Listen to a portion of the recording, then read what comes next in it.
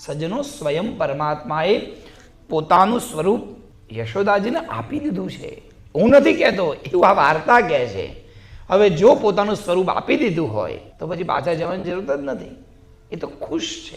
આપણે આપણી દૃષ્ટિથી જોઈએ છીએ કે યશોદા રડે છે, આપણે આપણી દૃષ્ટિથી વિચારીએ છીએ કે રાધાજી, સ્વામિનીજી, ગોપીઓ ભગવાનના વિરહમાં છે, પણ ના, એમની પાસે તો પ્રભુનું એક સ્વરૂપ ઓલરેડી છે. અને એ જ સ્વરૂપ, જે સ્વરૂપ એ લોકોને બહુ ગમે છે. ભગવાનનો એક સંકલ્પ છે, યે યથા મામ પ્રબધ્યન્તે તાઉ તથૈવ ભજામ્યહમ. ભગવદ્ ગીતા. જે વ્યક્તિ મને જેવા ભાવથી ભજશે, જે વ્યક્તિ મને જેવા ભાવથી જોશે, હું એવો બનીશ.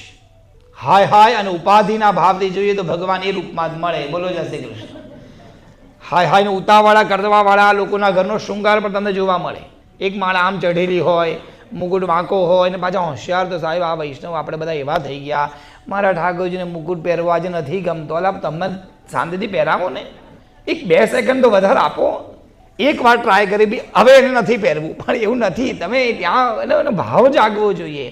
અને મને એટલી ખબર પડે છે કે જે વ્યક્તિ બહુ સંતોષ મનથી સેવા કરે છે, એકદમ શાંત મનથી સેવા કરે છે, જેનો મોબાઈલ સાઈડમાં મૂકેલો છે, જેને લંડનથી છોકરીનો ફોન આવવાનો જ નથી, એવી ખબર છે કે મમ્મીને ફોન સાંજે જ કરવાનો છે, અને આવે તો એ મમ્મી નથી ઊભા થવાના, એવા ભગવતીનો શૃંગાર તમે જો. એક માળાના મણકા તમને આમ આમ બરોબર દેખાય. ગાદી પર જેમ શૃંગાર ધર્યો હોય, મુખ્યાજી શૃંગાર કરે ને વૈષ્ણવ શૃંગાર કરે, અંતર પડે. ખબર છે કેમ?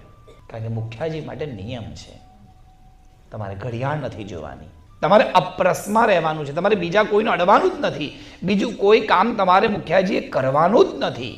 સંપૂર્ણ બળ, સંપૂર્ણ કળ, સંપૂર્ણ બુદ્ધિ બધું જ ભગવાનમાં પરોવાનું છે. જ્યારે બધું જ પરોવી દઈએ ત્યારે પછી શૃંગાર કેવો સુંદર થાય પ્રભુનો.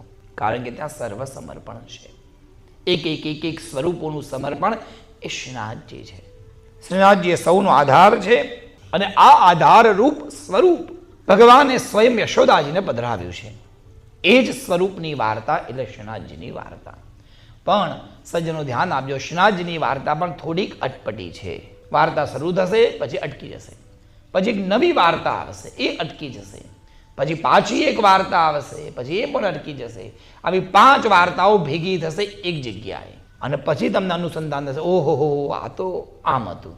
બધું જ આમ તમે જુઓ ને, આમ બધું જ ચરિત્ર એક જ સમય બન્યું છે. એક બાજુ ભગવાનની ઉર્ધ્વ ભુજાનું પ્રાગટ્ય, એ જ વખતે વ્રજમંડળના દરેક જીવો, એ ગમે તે રીતે વ્રજમાં બ્રહ્માંડના જીવો, ભગવાનના આ ગોલોકના જીવો બધા જ વારાફરતી વ્રજમાં જન્મ લઈને આવી ચૂક્યા છે. એટલે આ બધી જ કથાઓ એક સાથે થઈ. લક્ષ્મીજી પણ એ જ વખતે પ્રગટ્યા વ્રજમાં.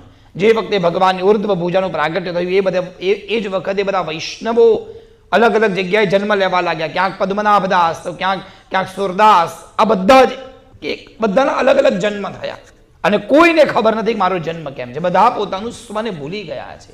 સ્વને ભૂલી ગયા, અને પછી એક સમય એવો આવ્યો, એક સ્વરૂપને જોયું અને પોતાનું રૂપ યાદ આવી ગયું. ઓ હા, તો એ જ છે, એની માટે તો હું અહીંયા આવ્યો છું.